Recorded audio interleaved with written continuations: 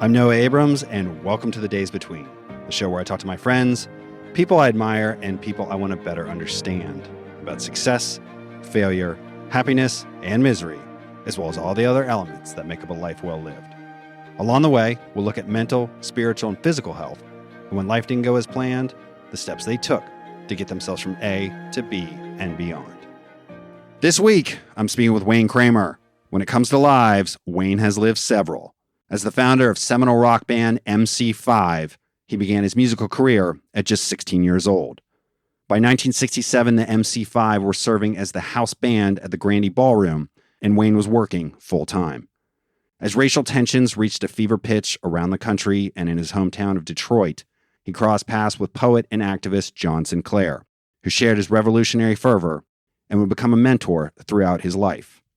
Shortly after the MC5 imploded, Wayne found himself in federal prison, which he documents at length in his book, The Hard Stuff, Dope, Crime, the MC5, and My Life of Impossibilities. After serving 2.5 years of a 4-year sentence, Wayne headed to New York City, where he remained for a decade, playing music, continuing to use drugs, and living what he describes as the same year 10 times. In the mid-90s, Wayne began a new life in Los Angeles, where he signed a recording contract and began touring, only to see his efforts come crashing down as a result of what he calls an inside job. Tired of carrying on the facade of sobriety, Wayne turned to Bob Timmons to help him take the steps towards a better life. Now 24 years sober, Wayne discusses how talent isn't enough, why he thinks NWA picked up where MC5 left off, and his work with the Capo Center and the nonprofit Jail Guitar Doors, named after the Clash song he helped inspire. Please enjoy Wayne Kramer on The Days Between. So I'm here in Los Angeles, California with Wayne Kramer. You have spent certainly part of your career here in Los Angeles, but you are not from Los Angeles. Correct. I've been here for, I think, 25 years, something like that. So I feel like I qualify as a Angelino, but I was born and raised in Detroit and lived there till 1975 when I went to federal prison.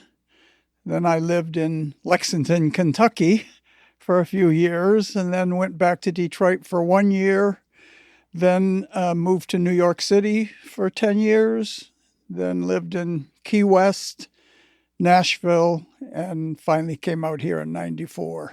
In your book, The Hard Stuff, you describe your relationship with both of your parents, but particularly that with your mother. And I was wondering if you can tell me a little bit about your mom. She was a child of the World War II generation, the FDR era of American life, and was very poor, and huge family, 12 brothers and sisters. Alcoholic father, sexually abusive, physically abusive, beat all his kids, beat his wife, beat his sons, abused his daughters. And she came out of it pretty rough and ready. She was kind of a hard charger, and it came from a place of survival.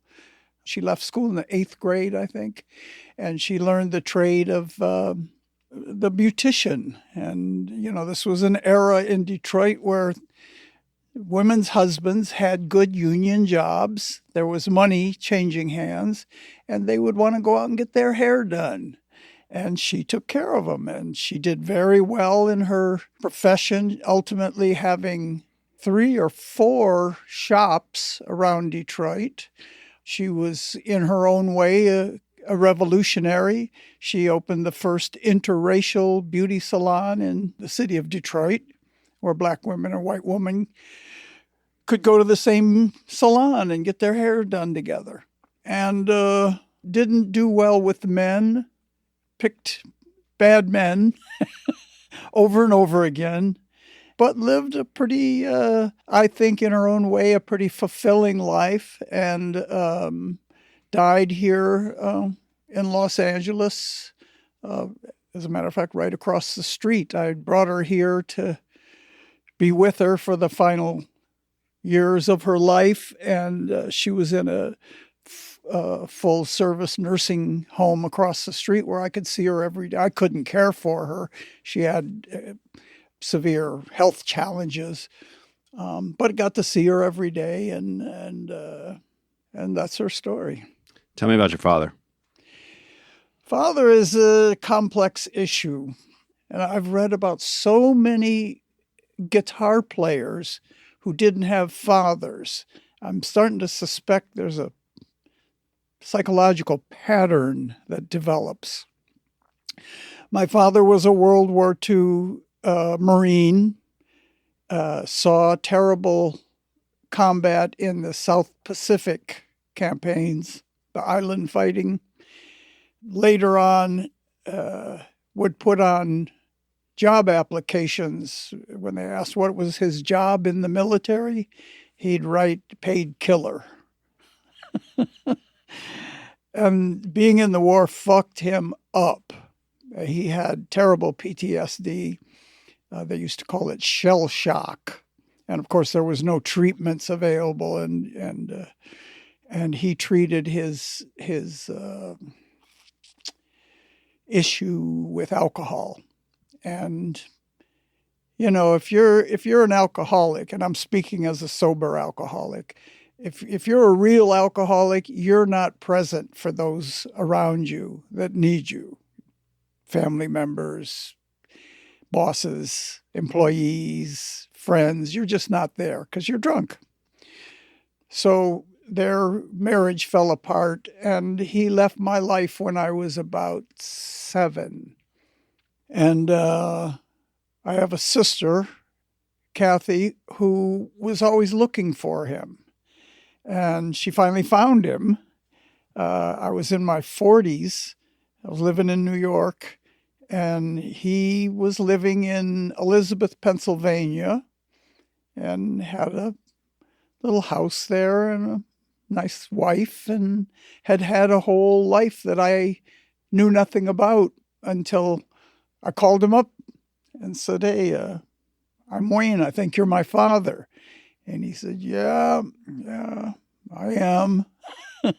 And it was weird. It was a weird conversation because there's no way to get back what was lost over, my upbringing and the challenges that I faced, not having a role model, not having a man to show me how a man lives, how a man gets by in the world. But we did establish something of a relationship, and then he died. He had cancer when I met him. He was already terminal. And what I know about him, it's uncanny. The similarities that get established, like in the first 5 years of a child's life, are crucial to how their personality develops. And he clearly affected me. He was a voracious reader, as I am. He was a, junior intellectual, as I am. He didn't see himself as an artist, but he did have some artistic capacity. He could draw, and there's a lot to talk about in terms of the effect of not having a father on me as a boy and through my upbringing. It was a source of a great deal of anger. My mother was angry that her marriage had failed, and she blamed him for everything. She encouraged me to blame him for everything. And being a dutiful son and wanting to protect my mother, I vowed that I was going to beat the tar out of him the day that I met him, and that I was never going to get married because I had experienced so much pain through their divorce that it was never going to be worth it. It would never work out because they don't work out, marriages. And that really set me off on a path that blew up in my face a number of times in later life. That unresolved rage, and probably still exists in me. I don't think you ever get rid of those things. I understand it now, but it's still in there. You said your father left around 7 years old, and in the book you describe a few years later, around 10, first hearing Chuck Berry and Little Richard, and that starting you on your musical path. The sounds that Little Richard made on his records, the sounds that Chuck Berry made, the sound of Dwayne Eddy's electric guitar was so exciting for me. I'd never experienced anything like that in my life. You know, what these sounds represented was a universe of some activities that I knew nothing about and had to learn more about. I was compelled to be that guy in Johnny Be Good. Ultimately, I wanted to be that guy, and I did. I worked real hard to get my name in lights and learn how to play the guitar like ringing a bell. Well, once you had that experience, how did that manifest itself into you actually playing music? Well, I had to do something with that urge, that below the level of consciousness. I didn't know why I was thinking what I was thinking. I was just thinking it. I was just experiencing that I needed to know more about music. Clearly, this all had to do with music because music was at the core. So I asked my mother if she would agree to hire me a guitar teacher. And this fellow came over. I think he charged $2 a lesson. And he tried to teach me how to sight read and wanted me to learn standards, which is what music teachers did and still do. But I didn't want to know that stuff. I wanted to play like Chuck Berry. I'd go to the music store. I didn't see any music books that said how to play like Chuck Berry. They were all Mel Bay and here, learn these rudimentary melodies and learn how to sight read and learn chords. I just knew that it had to do with music, and I wanted some of that. I wanted to be part of that. We would move yet again, and then I'd have to find a new guitar teacher, and finally started finding some pretty good teachers that could show me things I wanted to learn. And I learned a lot from other guitar players because I started to meet them in the neighborhood, at school, at dances and that. Who are the 6 guys that are up in the front watching the band while all the other kids are dancing and trying to pick up girls. And there's, us guys are, what do? You play? Oh, really? I play too. And those conversations get going. And so I learned a great deal from other guitar players. Musicians generally are very generous with their skills and their abilities and are happy to show a fellow how to play something. Hey, how do you play the solo on Roll Over Beethoven? Show me how you do it. Here's how I do it, but I know I'm not right. What do you do? What do you do at the third part of it? That part, what do you? Once it became clear that there was going to be nothing else, then I was on my way. Now, in the book, you mentioned that your mother pulled you aside and had a conversation with you about being a musician and what that life would entail. She said, Wayne, I want you to do what you want to do with your life. But this business about being a professional musician, this is a hard life. First, you'll probably have to work at night and sleep during the day. And second, there's drugs and alcohol in that world. It just comes with that. And third, there are loose women. And if I hadn't been committed to being a musician before the talk, I was committed afterwards. That sounded just exactly like what I wanted. And she told me true. That was a fact. So a few years later, in 1964, at age 16, you created the MC5. We'd moved to Lincoln Park, had some kids in the neighborhood that I played with, and tried to start different bands. And one of my good friends, a kid named Ricky DeMiner, had an older brother that was a beatnik. His name was Bob DeMiner. And Bob was in the 12th grade, and I was probably, might have been in junior high school or some 7th, 8th grade, 9th grade. I think he's 4 or 5 years older than me. And Bob was a fascinating guy. And he was into all kinds of far out stuff. He was into monk's bread. He was a monk's bread muncher. And he was trying to learn espresso, the language. And he listened to jazz, and he could draw, and he could paint. And he had a cello that he had absconded from the Lincoln Park High School band. And he could play the cello, and it kind of sounded like he was playing jazz bass, you know.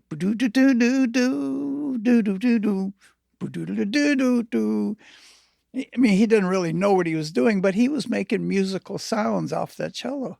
So I really liked this guy, and he would take the time to talk with me, and we would deconstruct everything. And I told him about this band that I had with some other kids, and he came to hear a practice one day, and I told him that I wanted to have a quartet of guitar, bass, drums, and Hammond organ, because I figured with those instruments we could play the biggest variety of music. We could play a lot of different styles, which would mean we could work more. And this Bob DeMiner, said, no, you keep your band the way it is. I was playing with this boy, Fred Smith, and he said, you and Fred really play well together. You guys should stay together, but you need a manager, and I'm going to be your manager.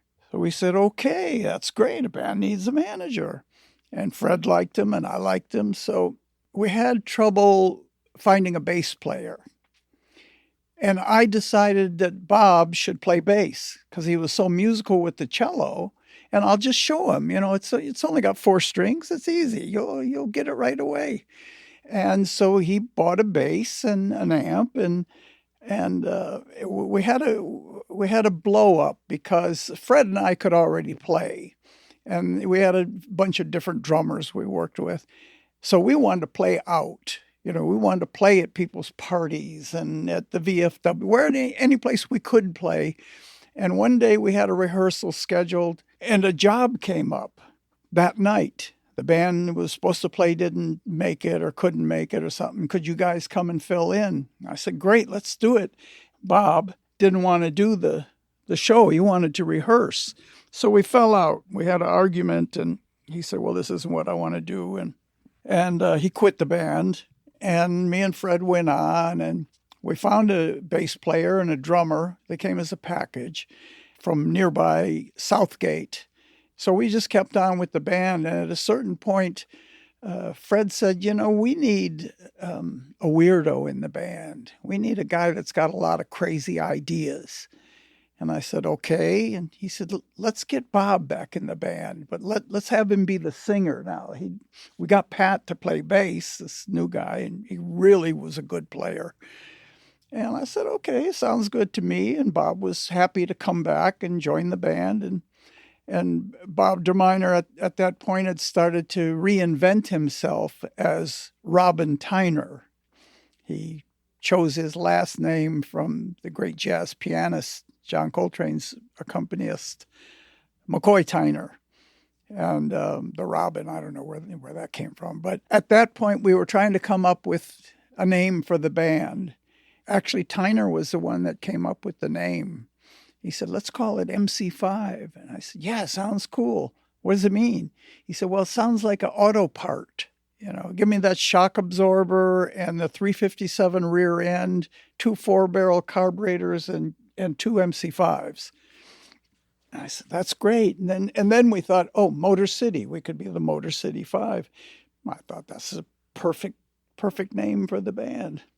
So that's how it really all, you know, the MC5 started.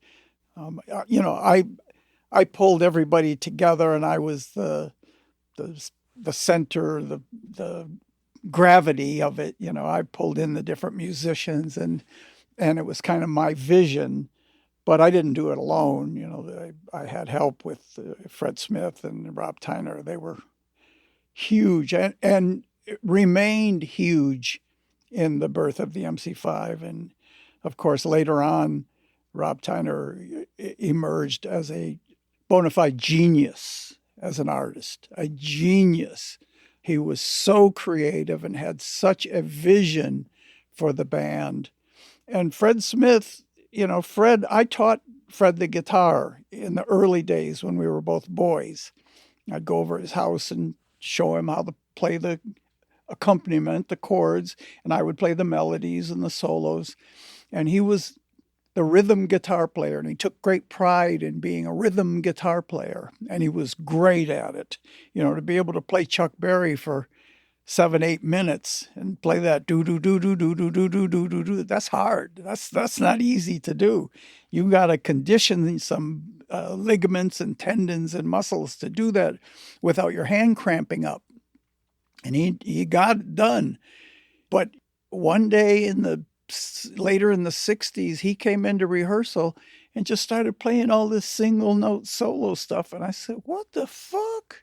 Where did all that come from? So he must have been shedding, because he sure learned how to play and you know, was playing better than me. And I'm the lead guitar player, and he's playing shit I can't play. And then, of course, he also developed into a brilliant songwriter. You know, his understanding of the rock mythology and the stories in rock songs and how to present them was really refined. And those two guys were really the creative energy of the band. I mean, I served my role as the flashy lead guitar player, and I did all the dancing and everything on stage. And I took care of the business and signed the contracts and got the relationships with agents and managers and called all the venues to see if they wanted to hire my band. And I did all the scut work because that's something I could do. And I wrote my songs, and, you know, I could play. But I think it's important to note that these two guys were really extraordinary partners to have for a teenage boy who wanted to have a band. I couldn't have picked two better colleagues. Well, a couple years later, your last year of high school at MC5 was a working band, and you made the choice to change your last name. And I was wondering if you could tell me a little bit more about that. Well, we were all going through this reinventing ourselves. And Tyner was coming up with new names for everybody, like Dennis Tomic, our drummer, a great Croatian family name. He decided should be Dennis Machine Gun Thompson. And Dennis said, yeah, that's cool. I'm down with that. Michael Davis, which was a perfectly good mainstream white bread name, he wanted to switch it to Mick Davies because it sounded more British, you know. And Wayne Canvas should be Wayne Kramer. And I thought, this serves two purposes for me. One is it takes my family name, which was a reduction from the original Greek Columbus. That was changed at Ellis Island when my grandfather came over, and they changed it from Columbus to Canvas. I guess it's the old Ellis Island. We'll make it simpler for the American tongue. But I didn't want to be associated with that name because I was angry with my father. I didn't want him to share in my most certain success, that I was going to be a big star and he's not going to know anything about it because he's such a rat for running out on us. And I thought Kramer, you know, sounded like a good American product, like vacuum cleaners or cheese or something. You mentioned the relationships, and you met local DJ Jerry Goodwin, who educated you on the music business. Now, was he also responsible for the MC5 becoming the house band at the Grande Ballroom? Yes. How did that come about? Well, because he worked in radio, he knew who Russ Gibb was. Russ Gibb was a suburban high school teacher who also worked in radio part-time, worked in television, worked in radio in the Detroit area. And Russ had gone out to California and seen the Fillmore ballrooms, came back to Detroit and found that we had ballrooms all over the city from the 30s, some even to the 20s. You know, in the era before radio, people went out and danced to live bands 7 nights a week. There were ballrooms all over the city of Detroit. I mean, it was a social activity that everyone participated. The Black community, the white community, the Italians, the Greeks, the Mexicans, everybody went out dancing. So here we are in the 60s, and all these ballrooms are still there. He found one that he thought was on a par with the Fillmore that he had visited in San Francisco. And he wanted to start a ballroom scene like in San Francisco, in Detroit. So he started asking around to his coworkers, the other DJs, who all had contact with local bands. Who is a local band that can play their own music and play good rock and roll music for kids? Because he needed a house band. He needed something to hang the place on, some reason for kids to come there. And the general consensus was there was only one band in Detroit that really fit that bill, because most of the bands were club bands and all they played was top 10. They covered whatever was being played on the radio that week. And there was a lot of them, and they worked a lot. There were a lot of nightclubs in Detroit in those days. Auto industry was thriving. People were working 3 shifts around the clock, grinding out American cars and all the related products that go with the cars. So Russ came to one of our rehearsals, and we played him some stuff, and he said, yeah, you guys would be great. And we became the house band and played there opening night through the next 3 years. You know, the Grande was our portal to the larger world. And this was in 1967 is when you guys first became the house band. Yeah. Now, 1967 was also a important year for Detroit. Can you tell me what was going on at the time? Well, yeah, it was not only what was going on in Detroit. I think it's better to pull back a little and see that America was going through a spasm in civil rights, that the African American community had it up to here with the Jim Crow South, and the fact that Jim Crow never went away. And the North was full of all Jim Crow's northern cousins. And racism was flourishing in big cities across the country. And in Detroit, the Black community did not share in the success of the auto industry. They did not share economically. They weren't moving up the corporate ladder. They always got the worst, most dangerous, shittiest jobs on the shop floor. You know, the ones in the blast furnaces and working with toxic chemicals. They were always the last hired and first fired. The union stewardship situation was racist at its core, that white foremen took advantage of Black workers' willingness to work. The Black community didn't share politically. They weren't involved in city government. They weren't involved in state government. Yet there they are doing the hardest, shittiest jobs. Variations on this were repeated across the country. And it reached a fever pitch in '67.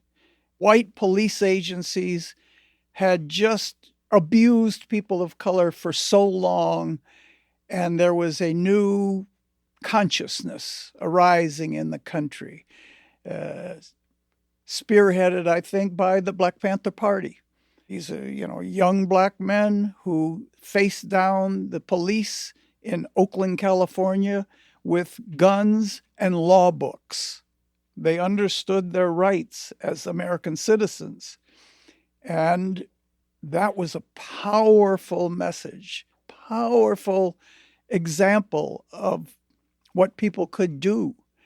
And the anger and frustration that the whole nation felt started exploding across the country. In Watts, there was a terrible police riot. In Newark, New Jersey, there was a terrible police riot. And in Detroit, there was the worst of these police riots. These are riots that weren't about, Black Panther snipers shooting at the police. These were about police committing mass murder. And then later in Detroit, the National Guard, there's, 19, 20-year-old guardsmen driving around the black community in Jeeps with 50 caliber machine guns, weapons of war, shooting at civilians, killing children, people in their apartments. I think 50 people were known to be killed during the riot in Detroit in 1 week. And these are horrific statistics.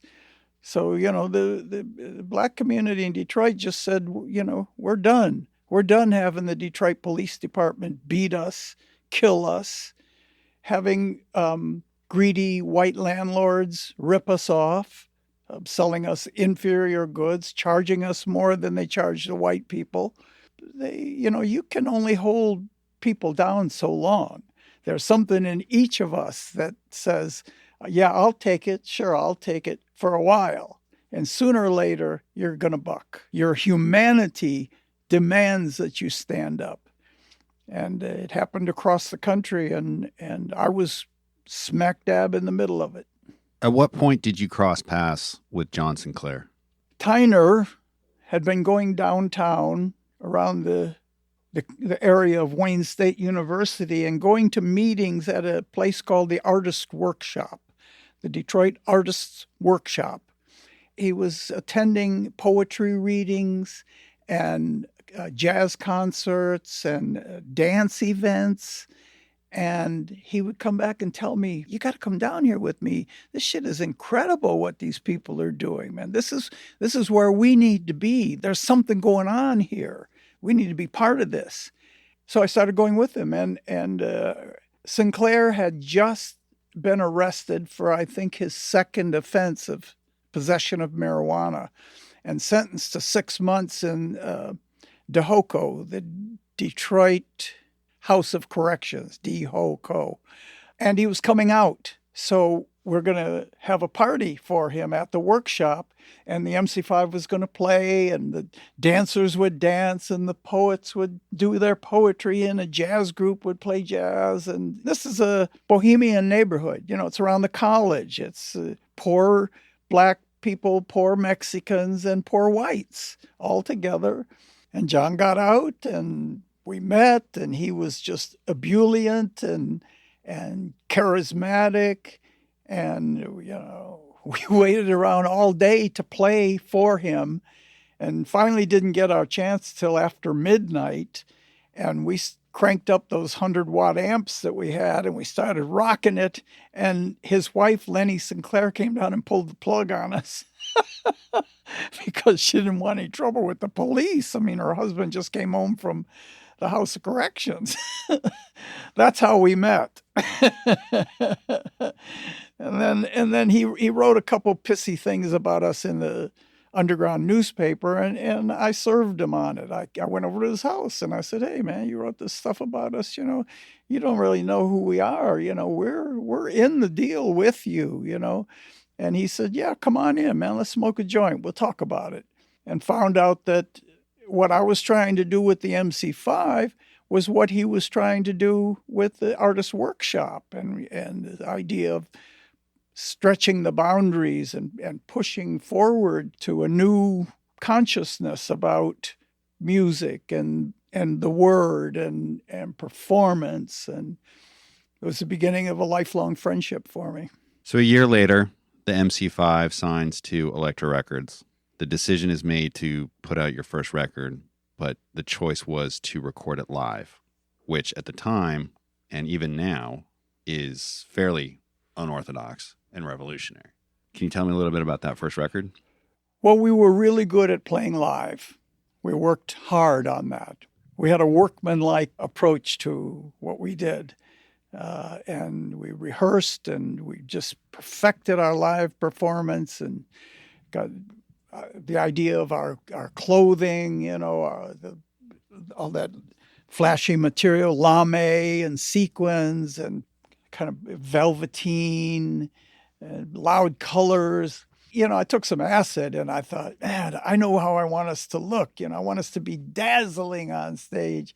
And I was deeply influenced by the Motown artists, that wore sharkskin suits. And when the light hit the sharkskin, it was like electric. And I thought, yeah, that's the direction we're going to go in.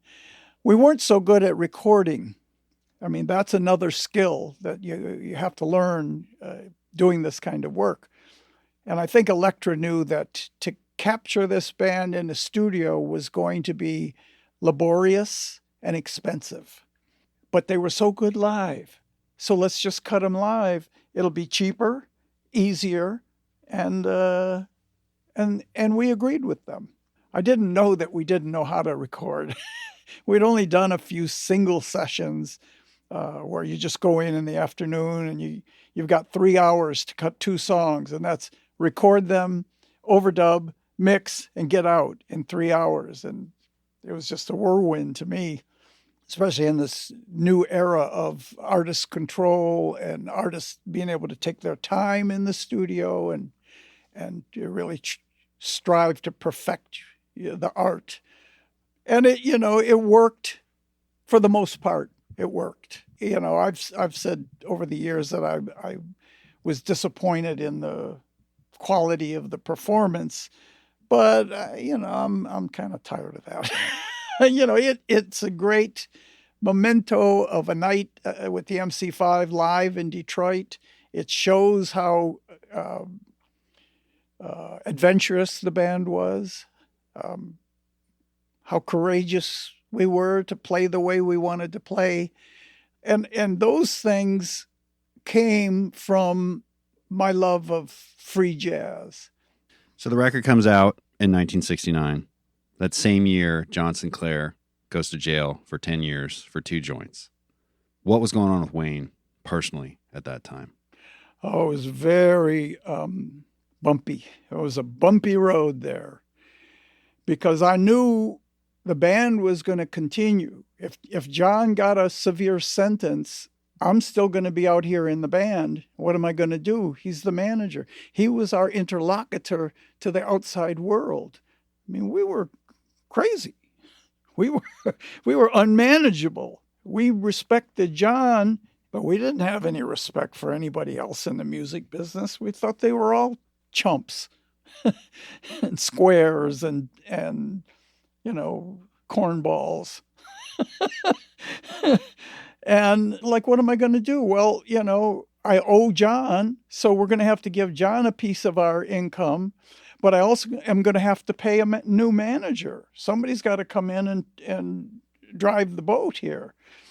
And I tried to communicate this to John, but when you get ready to go to prison, especially if you're looking at a long sentence, that's a traumatic experience. Nothing really can prepare you for that.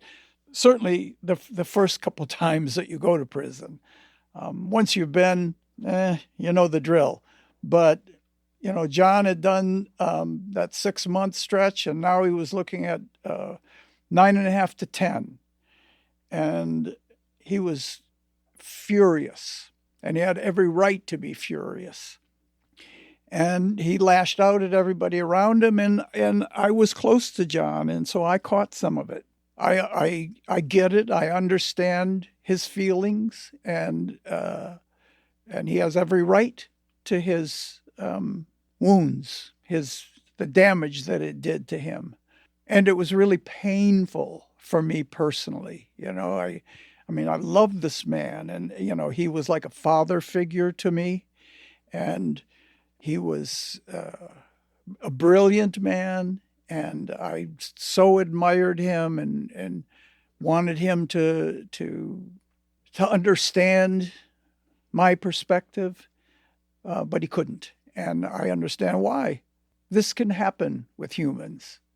People have major disagreements about things, and they see things from two different perspectives. And he went on to, criticize us severely in the press, and that hurt a great deal. I was young, and my heart was on my sleeve. I had a lot of naive thoughts about how the world works. And to have John turn on me like that it was really painful. But you know what? I got over it, and he got over it. And ultimately, he was released from prison after serving 2.5 years on the 9.5 to 10. When the Michigan Supreme Court agreed with us that 9.5 to 10 years for possession of 2 joints amounted to cruel and unusual punishment, that it was actually unconstitutional. I was thrilled to have him come home, and we just seemed to pick up. Everything was cool between us. I went over to his house and welcomed him home, and he brought me up to speed on other things we had going on.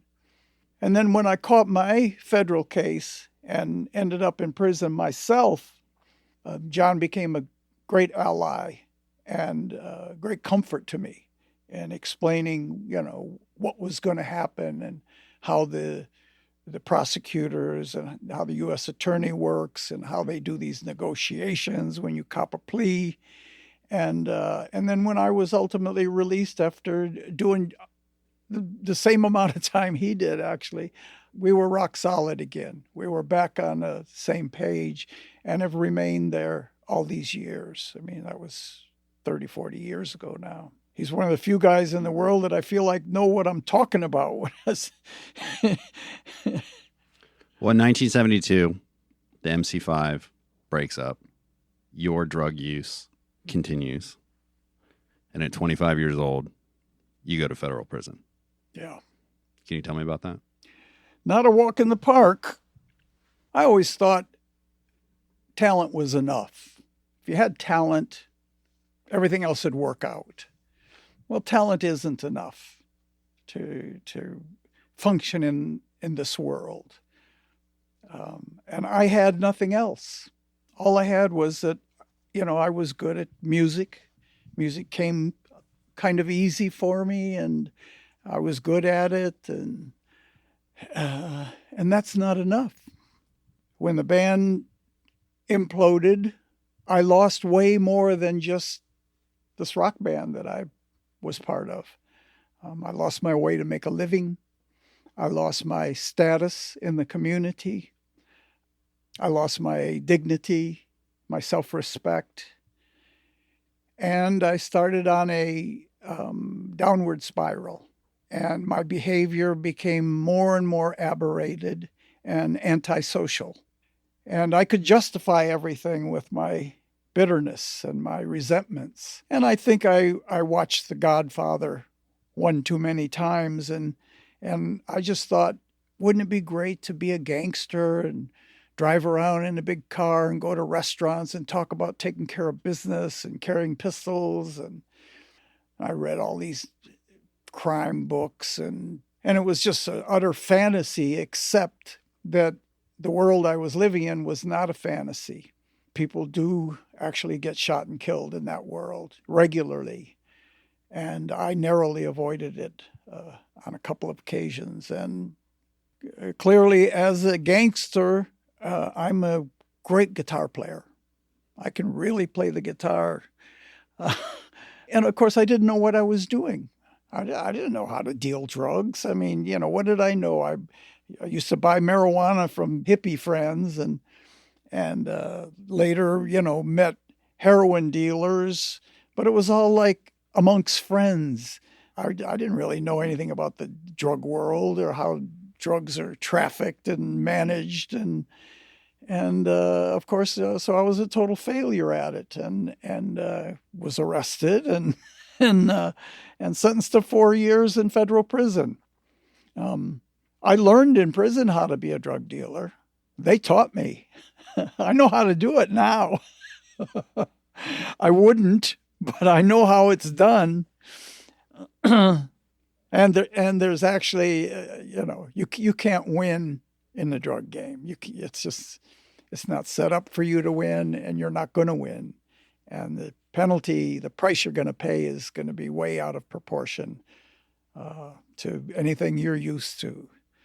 So 29 years old, after serving 2.5 years of a federal sentence, you get out. You move to New York City, where you meet Joe Strummer, who tells you that Jail Guitar Doors was written about you. How did that feel at the time? I didn't think that much of it. I mean, I was flattered, of course. I mean, God, I just finished this sentence, and I had a nice relationship with a lot of people in London and good friends, and the fact that this new band had written this song, I thought it was all really great show of solidarity, artist to artist, musician to musician, and then didn't think much more of it after that. I mean, I liked the Clash. I thought they were cool, good band, and we continued to be friends, and I become a bigger and bigger fan as time went on. I mean, ended up when Johnny Thunders and I had a band, we would opened a bunch of dates for them on the East Coast, and we hung out. Good cats, good brothers. But you were still using drugs at the time. Well, I was still using. I came out of prison with willpower. That's not enough either. It's like talent, I keep thinking these things have powers that they don't actually have. So it was only a matter of time being in a band with Thunders that I was going to, we couldn't do anything without him having to cop first, which is the junkie way. You wake up and the first thing you think is, I got to score. You don't think I got to get breakfast. You don't think I got to, get my car tuned up. You think I got to score. So finally I just said, yeah, well, if you're going, get me too. And I was off up to my old tricks again. I was back in the middle of it, and had just come through years in prison because of this behavior. It really speaks to the amazing recuperative power of ego. That my ego was smashed when I went to prison, that I had become humble and open-minded, and just give me a little few pats on the back and the ego's back, and I think I can handle it this time. I just won't go so far with it this time. I know what I'm doing now because I've been to the penitentiary, and now I'm okay. I can handle it. Well, wrong. Wrong, Wayne. You can't handle it. And nobody can. Well, you describe in the book your time in New York as being real and fun, but not real fun. That's true, yeah. And I was there for 10 years, and as I say in the book, I wasn't any closer to being fulfilled 10 years later than I was when I drove up. And in fact, I wasn't there for 10 years. I was just there for 1 year. I just did it 10 times. You keep going and doing the same shit around and around and expecting it to turn out different. I mean, that's a good definition of the insanity of addiction, is you keep doing the same behavior thinking it's going to turn out different this time. And it doesn't. It turns out exactly the same. You get what your hand calls for. Those are the cards you're playing with, and that's what you're going to end up with. I clearly had not had enough pain yet. Well, in 1994, you came to Los Angeles. You were embraced by Epitaph Records. Yes. But you mentioned something in the book that really caught my eye. And you said that they were taking you to all these punk shows and you were hearing all these bands, and that a lot of it sounded very similar. But to you, NWA had picked up where MC5 had left off. Well, they had the power of street knowledge. They were telling the truth about the world they lived in their neighborhood, and what was going on with them, in a way that the music was as powerful, if not more powerful, than the lyric. I mean, fuck the police is a powerful statement, but that track underneath is even more powerful. So, the music has to have its own intensity, its own revolutionary principles inside the music itself. How are these chords being treated? How are these rhythms being applied? What is it sonically that's happening?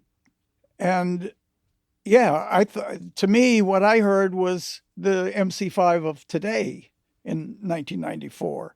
Yeah, I said, yeah, they're evidencing the political consciousness of the world around them, and they're doing it with a revolutionary music form, which was the difference between punk rock and hip hop. Is punk rock to me was kind of almost a lightweight version of heavier rock that the MC5 had played.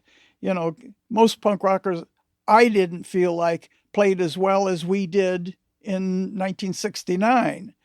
I didn't hear any advances harmonically or rhythmically or sonically. It was the same three chords, and I get it and I appreciate it, but it wasn't moving forward. Rap, that music was moving forward. That was some new shit that nobody had heard before. Nobody had put those ideas together the way Dr. Dre did on that NWA record. I mean, listen, hip hop is the music of this era and the one before it. We're deep in it. In fact, the guitar is coming back. The guitar was passé there for 20 years, but the guitar's coming back. I'm happy to see it. So you ended up signing with Epitaph, putting out a couple records under what you called the facade of sobriety. But then you crossed paths with Bob Timmons. Tell me about Timmons. I heard about him through a therapist I met, a woman that I was trying to find a marriage counselor. The woman I was married to at the time, we were having severe marital difficulties. And I was candid with her, and I told her my crackpot theories about addiction and the man of the future and all this bullshit I used to talk. And she asked me if I had met Bob Timmons, and I said no. And she said, oh, you need to meet Bob Timmons. Because I told her I had had counselors in the past in methadone programs I was in, and they were usually returned citizens like I am. They were usually ex-junkies like I am. They had put needles in their arms. They had done bad things. They had been hurt, and they'd hurt people like I have. And so I said, okay, sure, let's meet him. He called me up later that day and invited me to a meeting. He called it a support group. And I went, and it was about 25 guys sitting around a conference table in a lawyer's office in Beverly Hills. And I actually knew a few of the guys. Some of them were musicians that had started out in Detroit with me 30 years ago, 40 years ago. And some of them, there was some contemporary players and other people like in the amusement industry. And I liked the way they talked, and I continued my facade of being sober. And after a while, after a few months of attending this Monday night meeting, I just hit a wall where I was talking with Timmons. We'd have lunch and we'd talk. And I started to see in him that he was a lot like me, or I was a lot like him, or we were not dissimilar in that we both shot dope. We both been to prison. And I thought, yeah, this guy, he's got his scam figured out. He can just counsel these junkies and he doesn't have to go back to prison. Because I know guys like that, basically going to prison and doing crime is all they know. And that's why they keep going back and forth, in and out, in and out. And this guy Timmons, yeah, he figured out a scam where he doesn't have to go back to prison. So somehow he's getting paid for this, and it's his ticket, She really speaks to the level of cynicism that I lived in. But I got to know Bob better and liked him better and better. And then finally, I just reached a point where these men were so honest and so vulnerable when they shared. It made me just feel sick to myself for being a fraud, for faking it, for lying to them. Because I didn't know anything about the recovery program. I didn't know anything about these steps. I never looked at any of this literature. And they all seemed to have a kind of comfort level that I didn't have. They all seemed to have some answers that I sorely needed and didn't know how to find. And so finally, I just told them all one night that I was going to retire. I was going to be the first living person to retire from recovery. Because you guys are believers and I'm not a believer, and so wish you all well. And I left the meeting, and but I continued to have a relationship with Bob, and he said, well, it's still a good way to live if you want to learn some more about, like the 12 steps, for example. It's a good way to live your life. And I thought, well, I like that. That makes sense. That's not pushing any buttons with me. And then I went back on tour and, kept running my own show until everything collapsed. And that collapse was an inside job, not an outside job. I had a record contract. I was married. I had a nice apartment. I had a couple bucks in the bank, not real money, but, I wasn't going to starve that week. And I hired a guy in the band that was an alkie.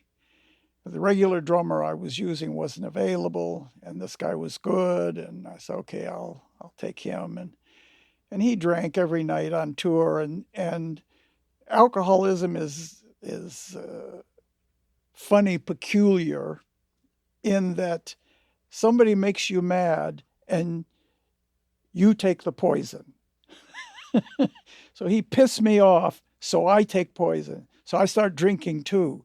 And of course, it gets uglier and uglier. And then on the flight back, I passed out and came to, and the flight attendant told me she was having me arrested when we landed in the United States, and that I had disrupted the flight, and she had it with me. And even then I said, you're not talking about me, you're talking about him, the drummer. He's the alcoholic. And she said, no, pal, I'm talking about you. And I collapsed inside. I collapsed because all the lies I had told the music press and these guys in LA, and it was all going to be exposed, and I was going to be another story on the news where, rock musician Wayne Kramer was arrested Thursday afternoon at Kennedy Airport after a drunken brawl on a fight on a flight.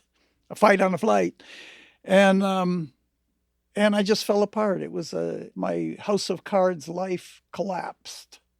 And then I thought, this is what they're talking about when they talk about hitting bottom.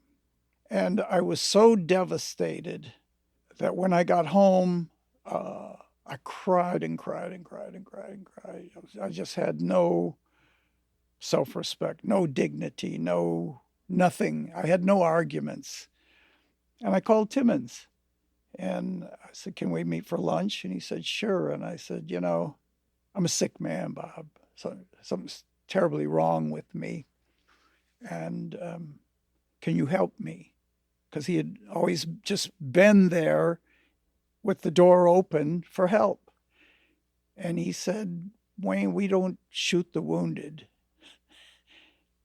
So I burst into tears, and because that's what I needed to hear. And it was so compassionate and so sensitive and so comforting. And that was the beginning of my actual recovery. I went into the hospital and detoxed, and same as everybody else, 21-day clean your body out. And then I began the hard work of everything else. Putting the cork in the jug or putting the syringe away is only the first step. A lot of other work that had to be done. And I got into it with both feet. I attacked it because I had to get better. I wanted to live, and I knew if I didn't find out what was wrong with me and why do I keep doing this, that I would die pretty soon. Your body can take a lot. You can take 20, maybe even 30 years of hard drinking, hard drugging, but you can't take it forever. Alcohol is very toxic, and the liver goes, and the stomach goes, and the kidneys go, and same with shooting dope. If you put a syringe, a needle in your arm, you don't know what you're putting in your veins. You just don't know. That's third-degree game playing, which is going to end up in prison, in the hospital, or in the morgue. That's where your options are, those three things. So I went at it, full measures, everything Bob suggested I do, I did, and more. And slowly, just like, going to college, first 4 years, your fundamentals, and then you start your graduate work, and then your postgraduate work. And little by little, I started to rebuild a character, a person, a human being. And through esteemable acts, was able to develop self-esteem. Through honorable acts, I could claim a little piece of honor. I could claim a little peace of mind. I could claim a little dignity. And now it's 24 years later. Am I fixed? Am I cured? Hell no. But I have a pretty good life. I have a pretty good grip on things. I have great enjoyment in my life. I have great fulfillment. Not perfect. I struggle with my nihilism to this day. I struggle with meaninglessness. I'm heavy does it. But the life I live today is so far from the life I was living before, and the life that we've talked about, the early days and crime and even the MC5 and all that. So I get to do good stuff today. I am of service to my fellows, and they are the 2.5 million men and women and children just like me that are under lock and key in America. I use what abilities I have and resources I have to help them using the tools that I've acquired over the course of my life. I derive a great deal of comfort from that work. I have a beautiful family. I have a beautiful boy. I have a 9-year-old son who I adore and a wife that I adore. I get to do the kinds of work I like to do with people I like to do it with almost all the time. And, I ain't got shit to complain about, really. Tell me about Jail Guitar Doors. Well, I became interested in prison and, how people go to prison, why they go to prison, what is prison, where did prison come from, and started studying after I was released. And I would clock in the newspapers that prison populations were rising. When I went to prison in 1975, there were 350,000 people in prison in this country, 50,000 in the federal system and 300,000 in all the state systems combined. Over 30 years, it first went up tens of thousands as the drug war ratcheted up after Lem Bias and crack babies and all that. Today, it's 2.3 million people in prison, and our population didn't go up proportionally. It's well known today. We have 5% of the world's population, 25% of the world's prisoners. We lock up more people in this country than any country in the history of the world. So what could I do? This pissed me off. This stirred up all my revolutionary fervor, all my anti-establishmentarianism from my youth, all my anti-war, anti-authority, all of it flew back and said, you got to do something. I can't do everything, but I can do something. And I started doing concerts in prisons. I always enjoyed it when people from the outside came in and did a concert at my prison when I was living in prison. Maybe that would help their day out a little bit. I didn't know what to do. And I ran into Billy Bragg, and he told me he had started an initiative in England to provide guitars to prisoners as tools for rehabilitation, not as gifts, not as birthday presents, but the guitar represents a challenge. If you accept this guitar, then you accept the challenge to use this instrument as a tool to change for the better. So we've been in this for 12, 13 years now. We're in over 250 American prisons and jails with our instruments and our programs. We developed a songwriting workshop programming that is on 4 California prison yards right now. We used to be on 7, but we lost funding for 3 of them. We're going to have to reapply for that. And we expanded our work into working with young people. And the most exciting thing we're doing today is the Capo Center, Community Arts Programming and Outreach on 3rd Street in Fairfax, right up the road. When we started working in the LA County probation camps and juvenile halls, we discovered that the young people were fantastic. They loved the idea of rapping and telling their stories. We started our conversation today about the importance of stories, and I couldn't agree with you more. Our story is the most important thing. And these people all have a story, and they need to have that story heard. And they love our programs, but they would get released, go back to the hood, go back to banging, and they'd come back. We say, what are you doing here, man? You just went home 2 months ago. Yeah, well, caught a new case. Started to realize that cradle to prison pipeline's a real thing. And they got cells waiting for these boys now in the California Department of Corrections. It's all set up. It's ready for them. So what could we do? And we realized we had to provide some place for them to go, to continue the work they started with us in custody, to continue it out here in the world. Because all they needed to do is change direction 1 degree. Just find something to get interested in besides banging. And if you do that, all these doors start opening up for you. So we built the Capo Center during COVID. It has a complete recording studio with state-of-the-art gear, has a computer lab with 5 iMacs loaded with the latest graphics software. We have a film editing program, a film making program, the music program. We have a performance space where we have a speaker series. We run recovery meetings.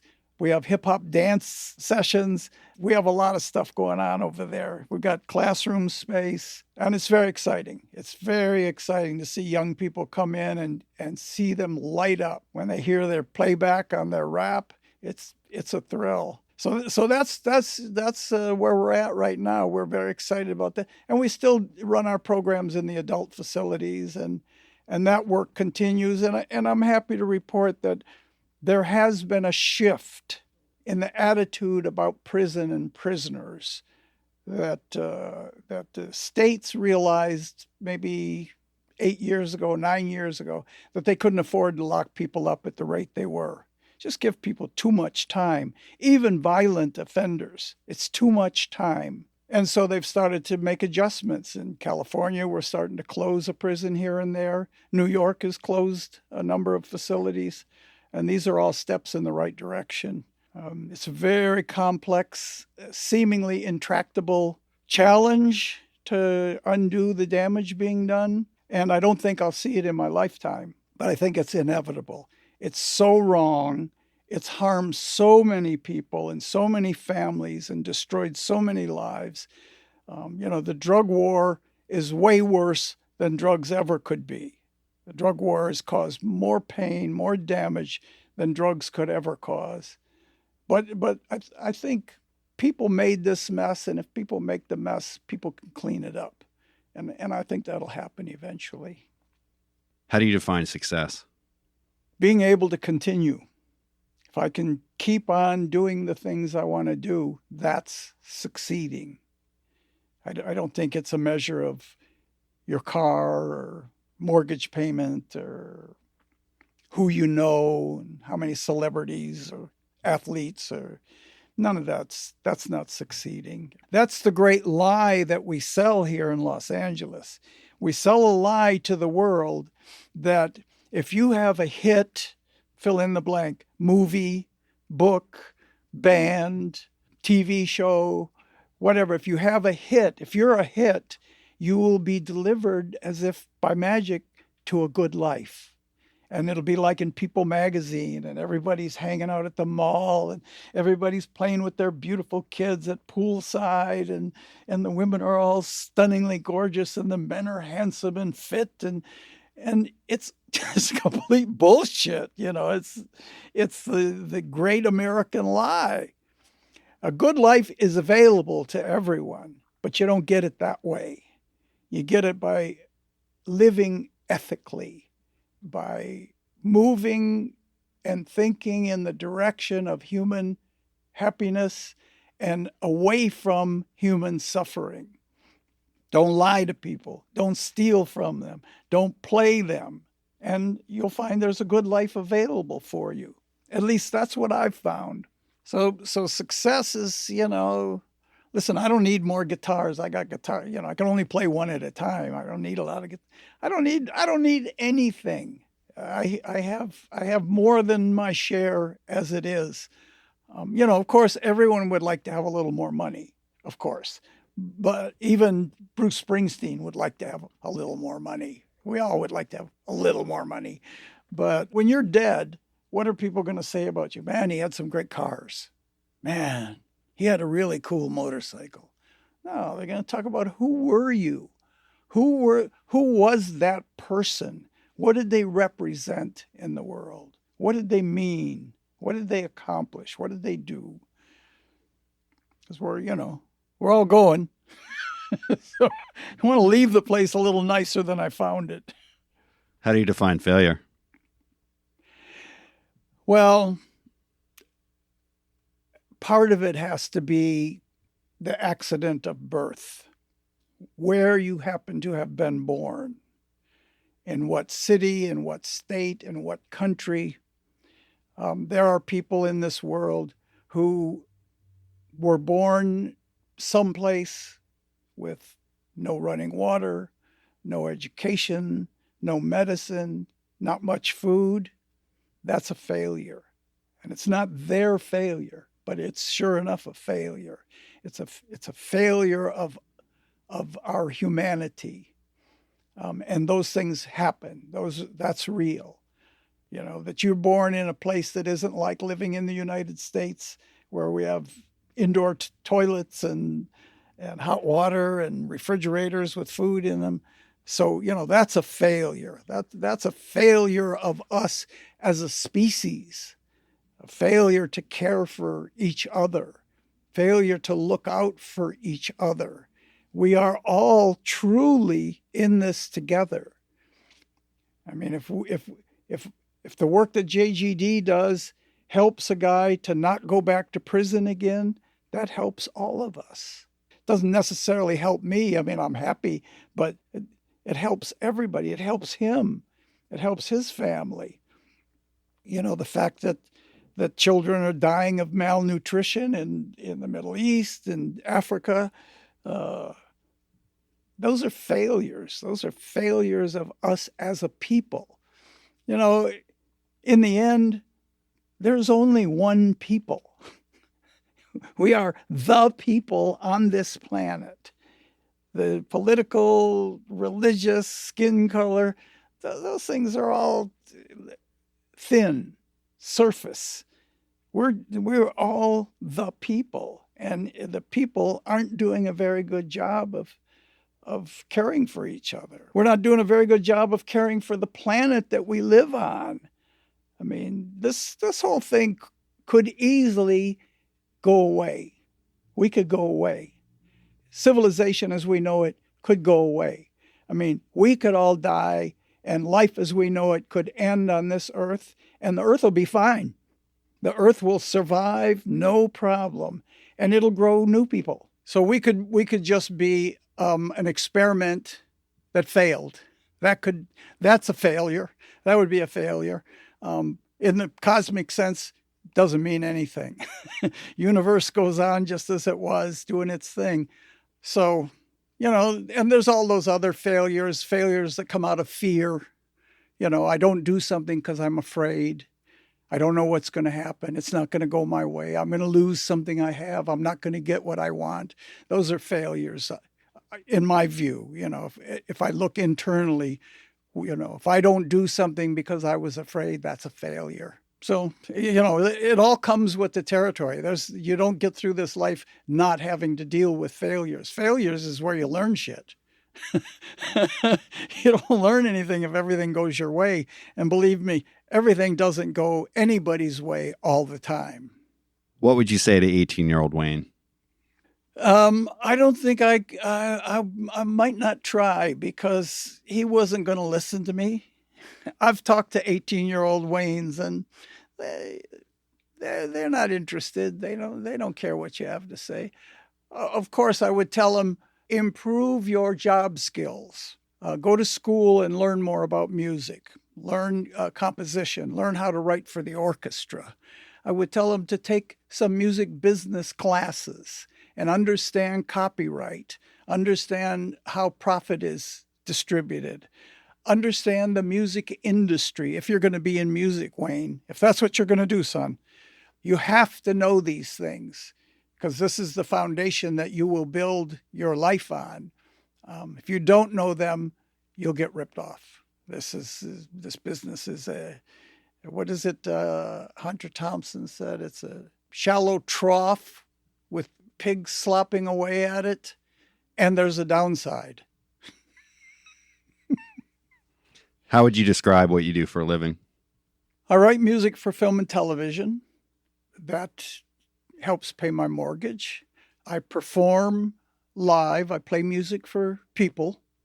I make records. I write songs. And on occasion, I produce other artists, but not much. I had a dream about being a producer for a while, but I don't think I want to be a record producer. It doesn't seem like it's that much fun. So yeah, that's what I do for a living. That's how the food goes on the table, because Papa gets up on stage and makes a complete fool out of himself in front of 1,000 people, and I enjoy it, and I really enjoy my relationships with the people I work with. And every now and then I get paid for it. Wayne Kramer, thank you for speaking with me. Thanks for coming, and thanks for talking. It was interesting. I was happy to do it.